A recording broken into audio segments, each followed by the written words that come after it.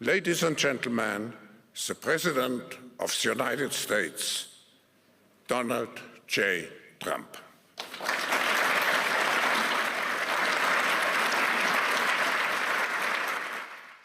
Well, thank you very much, Klaus, and hello to everyone in beautiful Davos. This has been a truly historic week in the United States. 3 days ago, I took the oath of office, and we began the golden age of America. The recent presidential election was won by millions of votes, and all seven, every one of them, all seven swing states.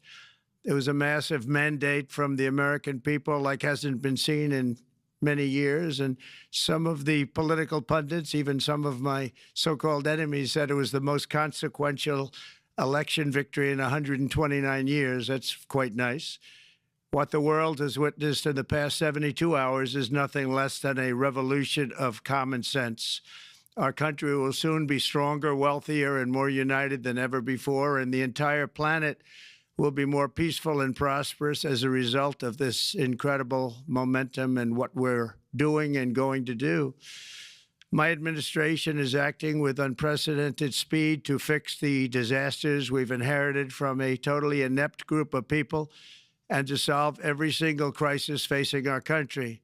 This begins with confronting the economic chaos caused by the failed policies of the last administration.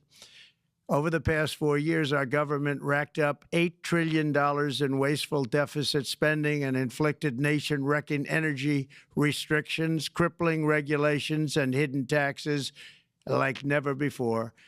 The result is the worst inflation crisis in modern history and sky-high interest rates for our citizens and even throughout the world.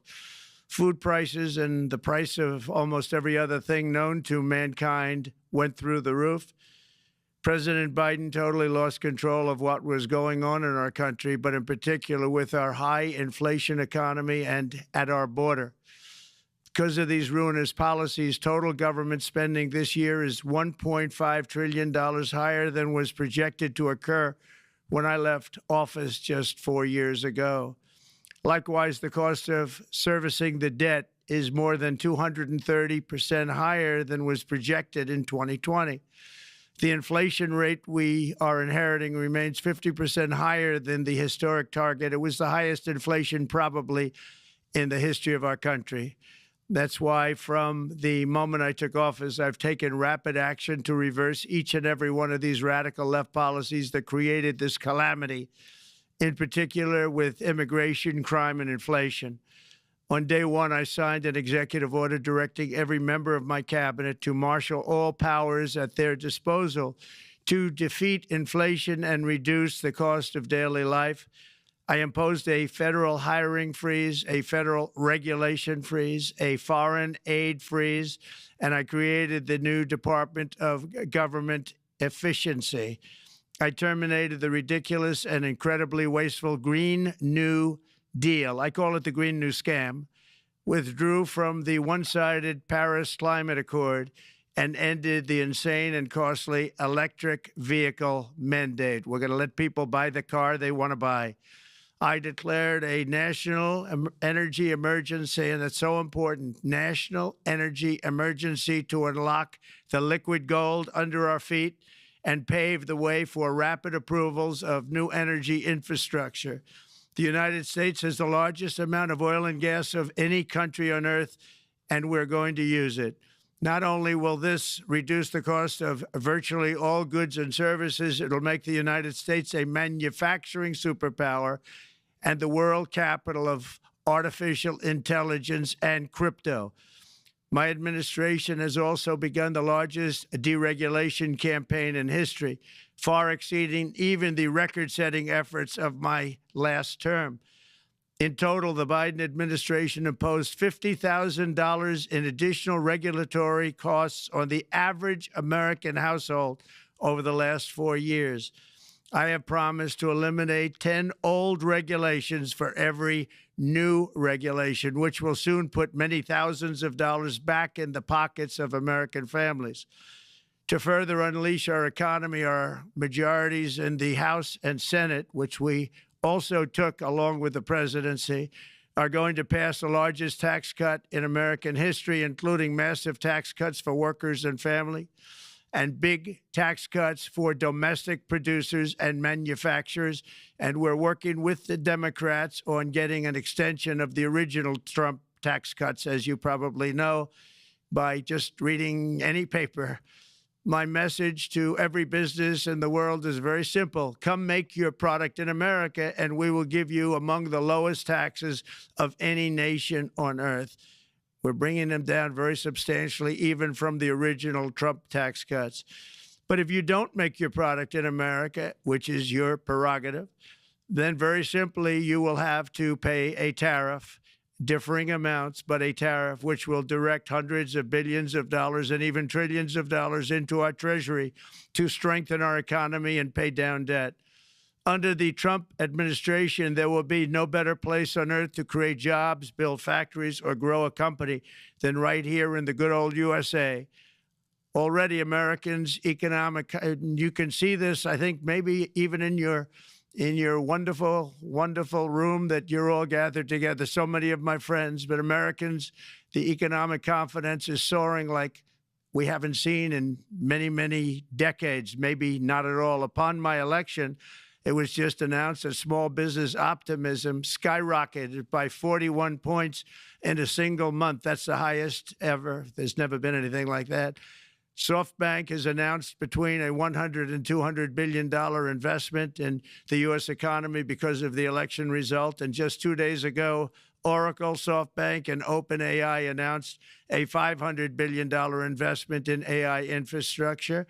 Other companies likewise have announced billions and billions and billions, adding up to trillions of investment in America, in the United States.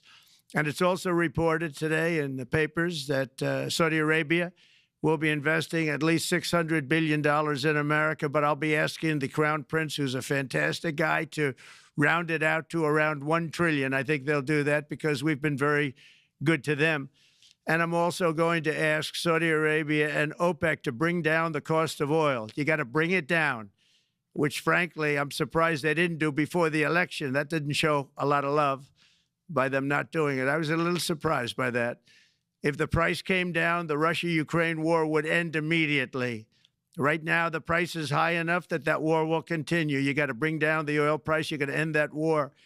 They should have done it long ago. They're very responsible, actually, to a certain extent, for what's taking place. Millions of lives are being lost. With oil prices going down, I'll demand that interest rates drop immediately, and likewise, they should be dropping all over the world. Interest rates should follow us. All over, the progress that you're seeing is happening because of our historic victory in a recent presidential election, one that has become quite well known throughout the world. I think a lot of things are happening to a lot of countries.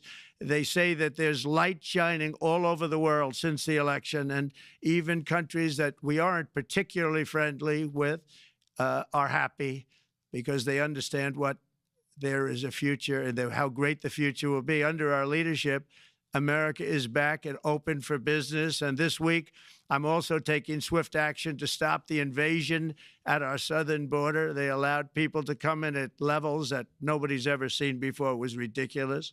I decided and declared to do, and very, very importantly, a national emergency on our border, immediately halted all entry of illegal border crossers, of which there were many, and began promptly returning the illegal trespassers back to the place from which they came. That action, as you've probably seen, has already started very strongly. I've deployed active duty U.S. military and National Guard troops to the border to assist in repelling the invasion. It was really an invasion. We will not allow our territory to be violated. After 4 long years, the United States is strong and sovereign and a beautiful nation once again. It's a strong, sovereign nation. In addition, I'm pleased to report that America is also a free nation once again. On day one, I signed an executive order to stop all government censorship. No longer will our government label the speech of our own citizens as misinformation or disinformation. which are the favorite words of censors and those who wish to stop the free exchange of ideas and, frankly, progress. We have saved free speech in America, and we've saved it strongly. With another historic executive order this week, I also ended the weaponization of law enforcement against the American people and, frankly, against politicians, and restored the fair, equal, and impartial rule of law. My administration has taken action to abolish all discriminatory diversity, equity, and inclusion nonsense, and these are policies that were absolute nonsense throughout the government and the private sector. With the recent yet somewhat unexpected great Supreme Court decision just made, America will once again become a merit-based country. You have to hear that word, merit-based country. And I've made it official, an official policy of the United States, that there are only two genders, male and female. And we will have no men participating in women's sports, and transgender operations, which became the rage, will occur very rarely. Finally, as we restore common sense in America, we're moving quickly to bring back strength and peace and stability abroad. I'm also going to ask all NATO nations to increase defense spending to 5% of GDP, which is what it should have been years ago. It was only at 2%, and most nations didn't pay until I came along. I insisted that they pay, and they did, because the United States was really paying the difference at that time, and it was unfair to the United States. But many, many things have been unfair for many years to the United States.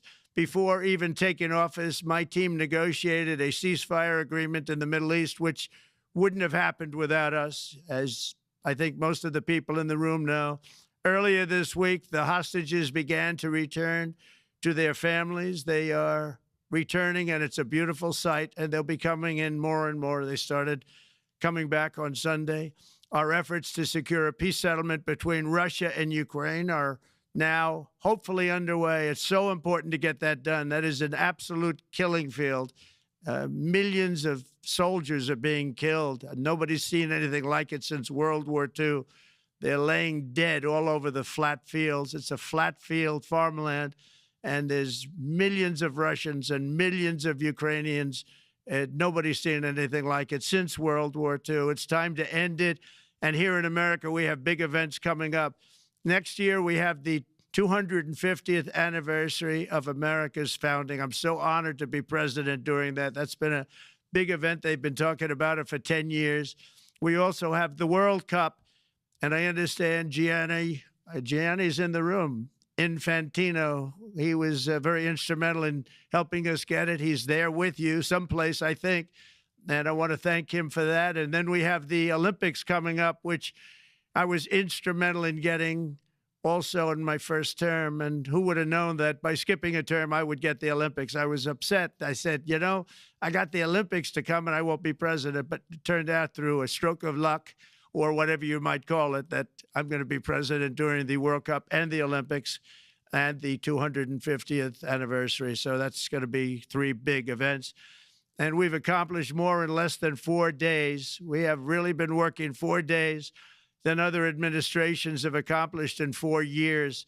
And we're just getting started. It's really an amazing thing to see, and the spirit and the light over our country has been incredible. Under the last administration, our nation has suffered greatly, but we're going to bring it back and make it greater, bigger, stronger, better than ever before.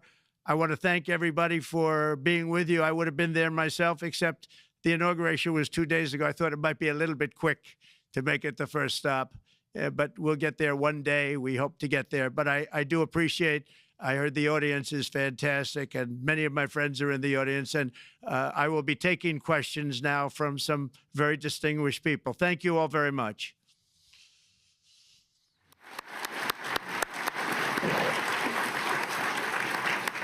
Thank you. Thank you very much, Mr. President, for that very powerful speech. And I think you could hear the applause all the way from Davos to the White House.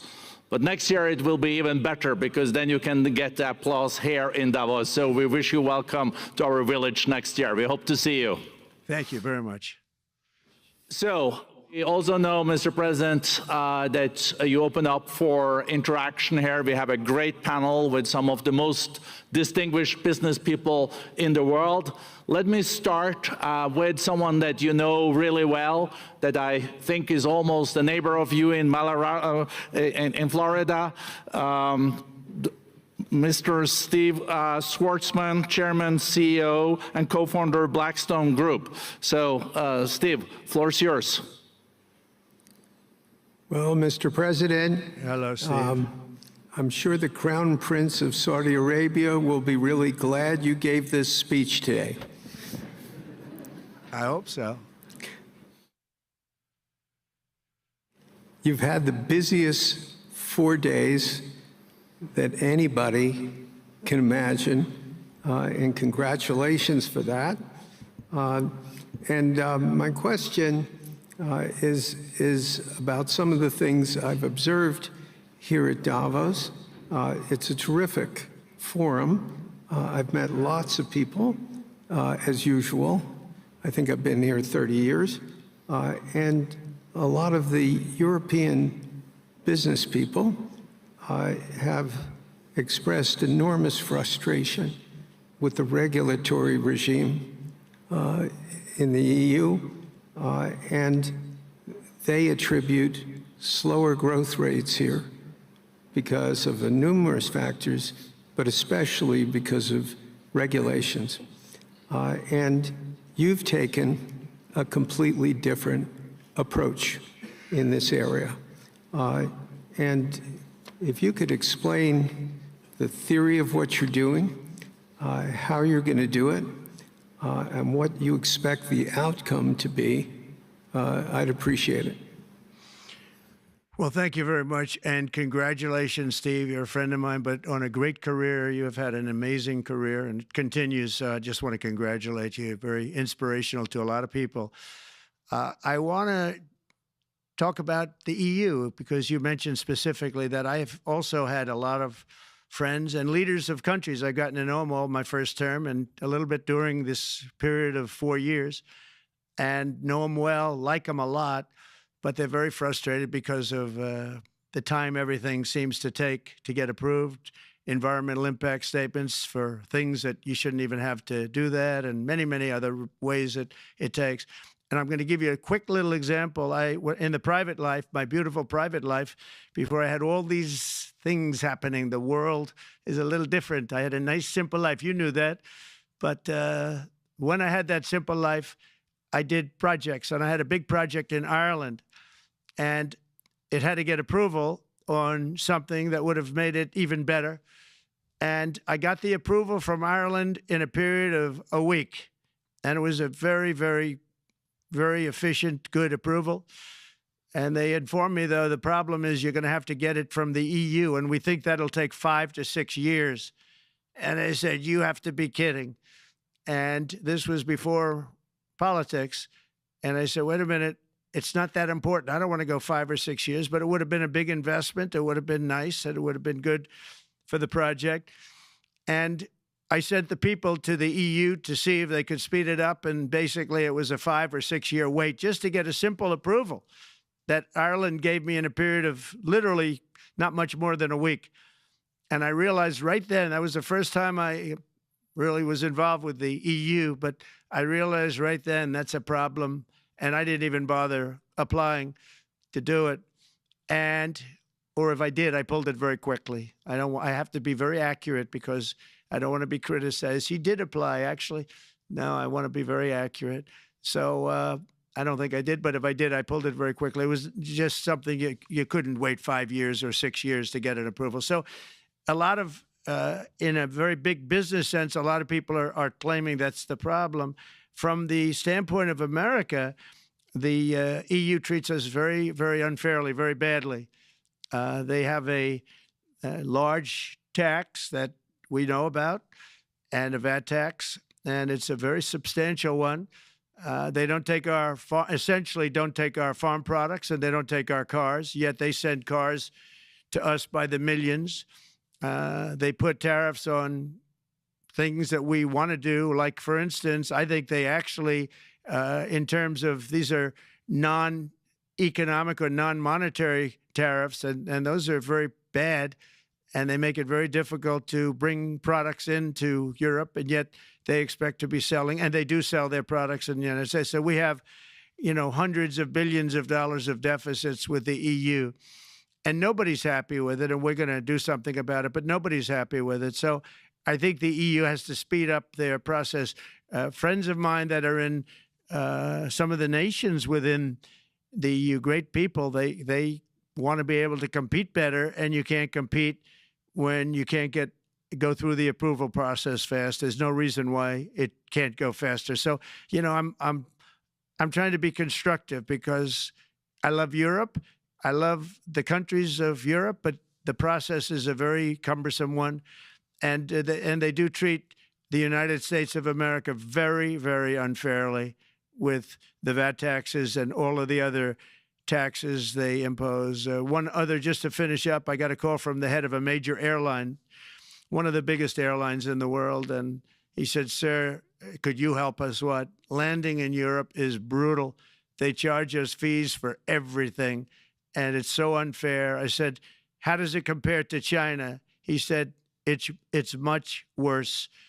And the other thing, as you know, they took court cases with Apple, and they supposedly won a case that most people didn't think was much of a case.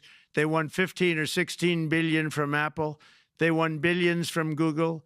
I think they're after Facebook for billions and billions. These are American companies, whether you like them or not. They're American companies, and they shouldn't be doing that.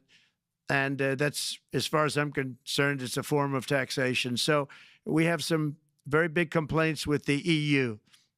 Thank you. Thank you very much, Mr. President. We'll now go to one of your friends in the EU, Patrick Pouyanné. He's the chairman and CEO of Total Energies.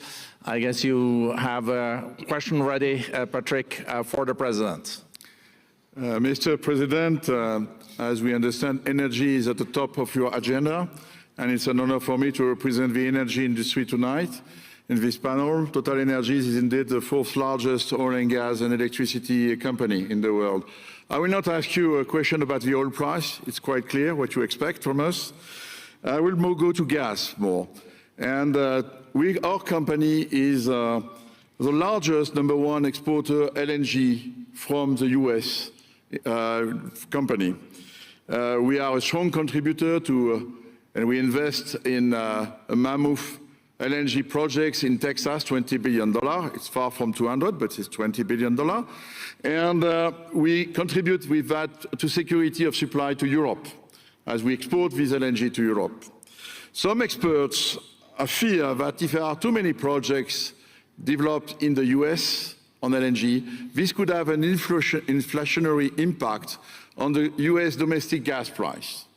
And they recommend a pause on these projects. I would ask you the following question: what are your views about such a pause on investments on LNG in the US? What would happen if you would observe an increased domestic gas price because of these exports? And final question, which is important for Europe: would you agree to guarantee security of supplies of US LNG to Europe? Well, in the last part of your question, yes, I would. I would make sure that you get it. If we make a deal, we make a deal, you'll get it. Because a lot of people do have that problem. They make a deal and then it can't get supplied because of war-type problems and other problems. So we would absolutely do that. LNG is very interesting because when I took office for the first term, one of the first things I looked at was there were two very massive plants in Louisiana, a state that has been very good to me, won it by many, many points. And I felt strongly indebted to it, actually. And they said there are two plants that have been under environmental consideration for more than 10 years.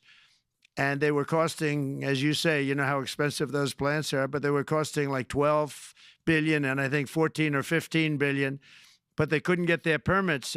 They were in review for years, many, many years, like a decade or more. And I said, so ridiculous. I know so much about that because in the construction industry, I had to go through it too, but I got good at it after a while.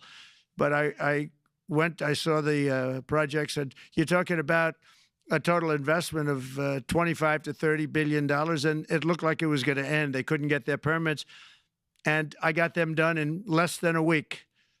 It was done, completed. In fact, when they called them to announce that it was done, the countries, largely countries, Japan was involved and another country and some very big investors, they couldn't believe it. They actually couldn't believe it. And I said, just do yourself one favor. Don't pay any consultants, because the only one that got it done was me. I got it done because it was the right thing to do for the U.S. and for the world, but the consultants had nothing to do with it. You know, the consultants go in and they say, give us millions of dollars because Trump did it. Nobody called me about it. I just heard it was a problem for years. And I got it done because it was the right thing to do for the U.S. and the right thing to do for beyond. It had to do with energy, very important. So I think it's very important. I think I disagree with one. I think the more that you do, the lower the price is going to go. And what I'd like to see is rapid approvals. We're going to give very rapid approvals in the United States, like with the AI plants, talking to many people want to build them. That's going to be a very big thing. We're going to build electric generating facilities. They are going to build. I'm going to get them the approval. Under emergency declaration, I can get the approvals done myself without having to go through years of waiting. And the big problem is we need double the energy we currently have in the United States. Can you imagine? For AI to really be as big as we want to have it, because it's a very competitive, it'll be very competitive with China and others. So I'm going to give emergency declarations so that they can start building them almost immediately. And I think it was largely my idea because nobody thought this was possible. It wasn't that they were not smart, because they're the smartest. But I told them that what I want you to do is build your electric generating plant right next to your plant as a separate building, connected. And they said, wow, you're kidding. And I said, no, I'm not kidding. You don't have to hook into the grid, which is old and, could be taken out. If it's taken out, they wouldn't have any way to get any electricity. So we are going to allow them to go on a very rapid basis to build their plant, build the electric generating plant. They can fuel it with anything they want, and they may have coal as a backup, good, clean coal. If there were a problem with a pipe coming in, as an example, you're going with gas, oil or gas, and a pipe gets blown up or for some reason doesn't work, there are some companies in the U.S. that have coal sitting right by the plant so that if there's an emergency, they can go to that short-term basis and use our very clean coal. So that's something else that a lot of people didn't even know about. But nothing can destroy coal, not the weather, not a bomb, nothing. It might make it a little smaller, might make it a little different shape, but coal is very strong as a backup. It's a great backup to have that facility, and it wouldn't cost much more money. And we have more coal than anybody. We also have more oil and gas than anybody. So we're going to make it so that the plants will have their own electric generating facilities attached right to their plant. They don't have to worry about a utility. They don't have to worry about anything. And we're going to get very rapid approvals. Thank you. Thank you so much, Mr. President. We'll now go to another CEO that you know very well, Brian Moynihan, the CEO and Chair of Bank of America. Good afternoon, Mr. President, and congratulations, and obviously an eventful week for you and your family. If you remember 5 years ago, you came here and we walked among 150 CEOs from all over the world, and you engaged with them about your policies and your procedures. This year, you're not here, and yet this week was eventful from the orders that you mentioned earlier, literally a wave of orders coming out on immigration, on trade, and many other matters. And so, as a representative of the United States here, we got a lot of questions about what does all this mean and how would the president square this with his clear focus on growth, prosperity, market growth, stock market growth, a good bond market, and bringing down prices. So how do you think about the impact of all these orders and how fast they come out, and how you're going to balance them with that scorecard of being successful in both continuing GDP growth, bringing down inflation, and also having a good stock price appreciation for the American citizen? Well, I think it's going to actually bring down inflation. It's going to bring up jobs. We're going to have a lot of jobs. We're going to have a lot of companies moving in. You know, Brian, we're at 21%. It was at 40%, and I got it down to 21%, the corporate tax. And it was actually, if you look at state and city, it was in many cases much higher than 40%. I got it down to 21%. And now we're going to bring it down from 21 to 15% if, there's a big if you make your product in the U.S. So we're going to have the lowest, just about the lowest rate. It'll be, the 21 is on the low side worldwide. The 15 is about as low as it gets.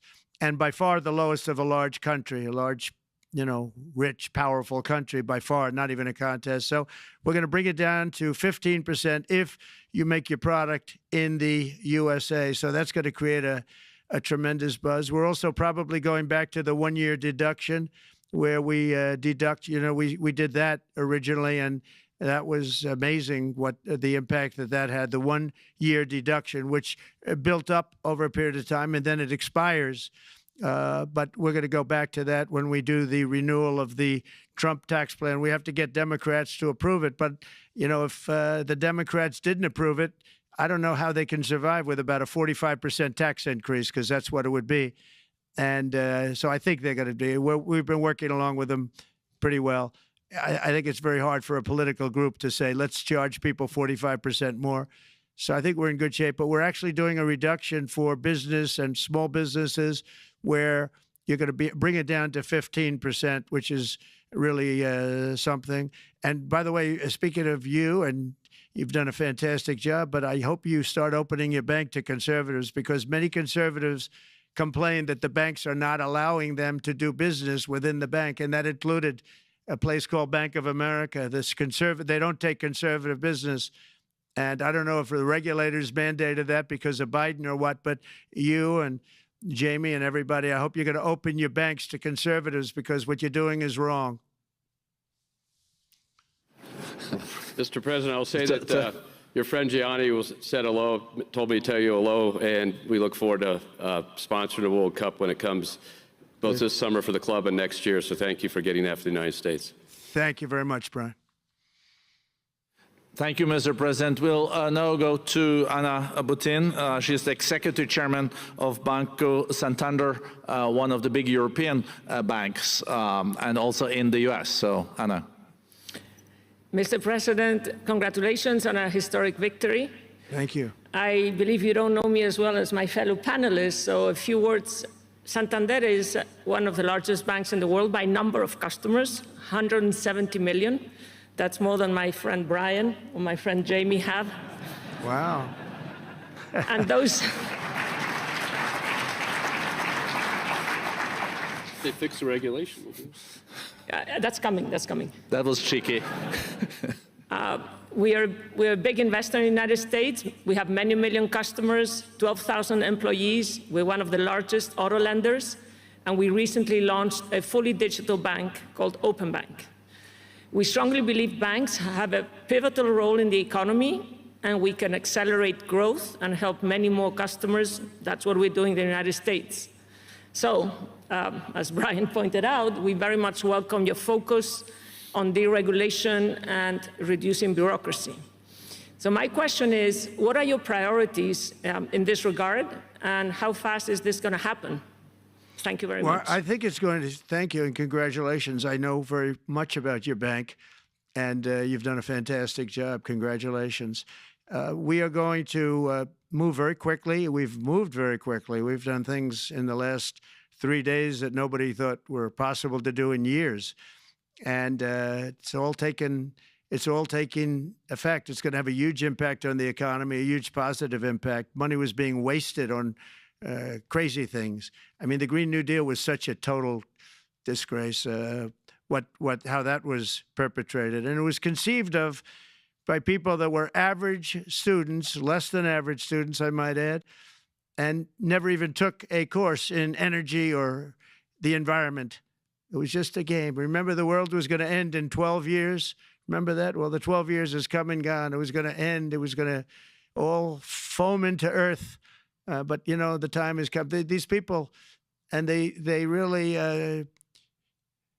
scared the Democrats large. I can't say the Republicans. The Republicans maybe could have fought harder to stop it, but it's been a tremendous waste of money. You know, during my 4 years, we had the cleanest air, we had the cleanest water, and yet we had the most productive economy in the history of our country. We had the most productive economy until COVID came. We had the most productive in the history of our country by far, and actually, you can look worldwide. We were beating everybody from China to everybody else. So, and we think we really now, with what we have learned and all of the other things that have taken place, we think we can even far surpass that, actually far, far surpass it.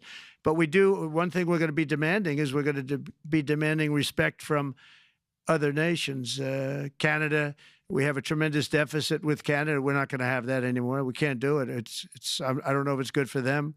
As you probably know, I say you can always become a state. And if you're a state, we won't have a deficit. We won't have to tariff you, et cetera, et cetera. But Canada has been very tough to deal with over the years. And it's not fair that we should have a $200 billion or $250 billion deficit. We don't need them to make our cars, and they make a lot of them. We don't need their lumber because we have our own forests, et cetera, et cetera. We don't need their oil and gas. We have more than anybody. So, you know, just as an example, with Mexico, we're dealing with Mexico, I think, very well. And we're just, you know, we just want to be treated fairly with other nations, because there's hardly a nation in the world, and I blame this on us, and I blame it on politicians that, for some reason, probably mostly it's stupidity, but you could also say other reasons, but mostly stupidity. They've allowed other nations to take advantage of the U.S., and we can't allow that to happen anymore. You know, we have debt. It's a very small debt when you compare it to value, the value of the assets that we have, but we don't want to do that. We want to just have debt be obliterated, and we'll be able to do that fairly rapidly. And a lot of good things are going to happen. And honestly, good things are going to happen for the world, and good things are going to happen for the people that are dealing with us, allies and beyond allies.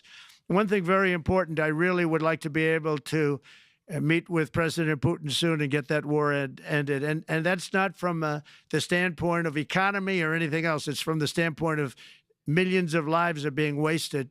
Beautiful young people are being shot in the battlefield. You know, the bullet, very flat land, as I said, and the bullet goes, there's no hiding. And a bullet, the only thing going to stop the bullet is a human body.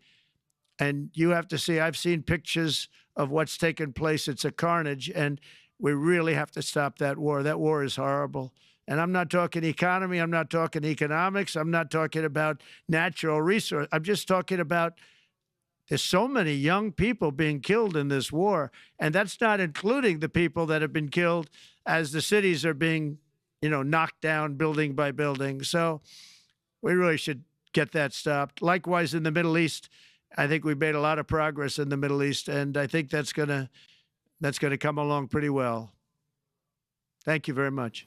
Thank you, Mr. President. So we know that the most consequential relationship in the world is between the U.S. and China. U.S. 28% of the global economy, China close to 20. That's almost half of the global GDP. And we know that you called President Xi Jinping last Friday.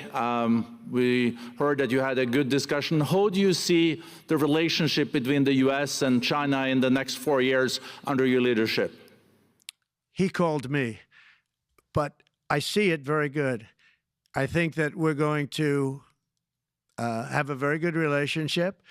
All we want is fairness. We just want a level playing field. We don't want to take advantage. We've been having massive deficits with China. Biden allowed it to get out of hand. He's $1.1 trillion deficit. It's ridiculous. And it's just an unfair relationship.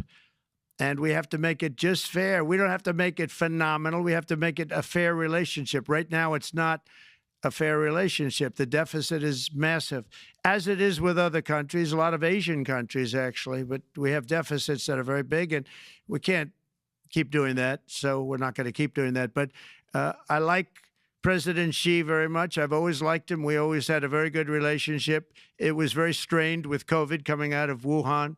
Obviously, that strained it. I'm sure it strained it with a lot of people, but that strained our relationship. But we always had a great relationship, I would say, and we look forward to doing very well with China and getting along with China. Hopefully, China can help us stop the war with, in particular, Russia, Ukraine. They have a great deal of power over that situation, and we'll work with them. And I mentioned that during our phone conversation with President Xi, and hopefully we could work together and get that stopped. We'd like to see denuclearization. In fact, with President Putin, prior to an election result, which was frankly ridiculous, we were talking about denuclearization of our two countries, and China would have come along. China has a much smaller, right now, nuclear armament than us, or field than us, but they're going to be catching it at some point over the next 4 or 5 years.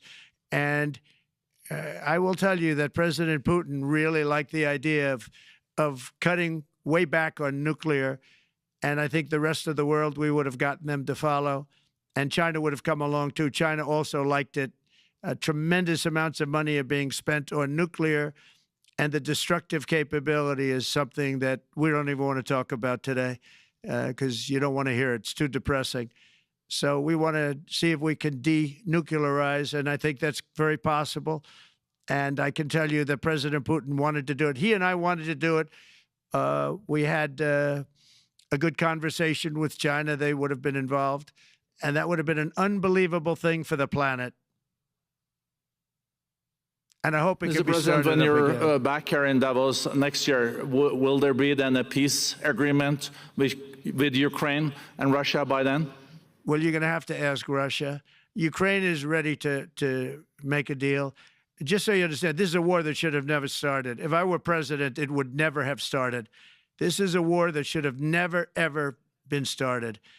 And it wasn't started during there was never even talk about it. I knew that it was the apple of President Putin's eye, but I also knew that there was no way he was going in, and he wasn't going to go in. And then when I was out, bad things happened, bad things were said, a lot of stupidity all around, and you end up with what you have. Now you have all these bombed out cities that look like demolition sites with many people killed. I think the thing that you'll see about Ukraine is that far more people have died than is being reported. And I've seen that. But far, far more people have died. When you look at a city that's become a demolition site where big buildings have been collapsed by missiles hitting them and everything else, and they say one person was slightly injured. No, many people were killed. Those are big buildings. I was surprised at how that was my business. These are buildings that go 2 and 3 blocks long. They're 20 stories high. They're big, powerful buildings, and they were knocked down, and there were a lot of people in those buildings. That announced that 2 people were injured. That's not true. So I think you're going to find that there were many more people killed in Ukraine in the Ukraine war than anybody has any idea. But if you look now, so many of the people being killed are soldiers just facing each other with guns, rifles, and drones, the new form of warfare, drones. And it's a very sad thing to see. And when you see pictures of the fields that I see, nobody wants to see it. You'll never be the same. Thank you very much, Mr. President, on behalf of all the 3,000 participants here in Davos. We really underline that joining us the third day in your presidency, live taking questions here is so appreciated, and we are already ready for receiving you next year in person. So thank you very much, and all the best from Davos. Thank you. Thank you very much.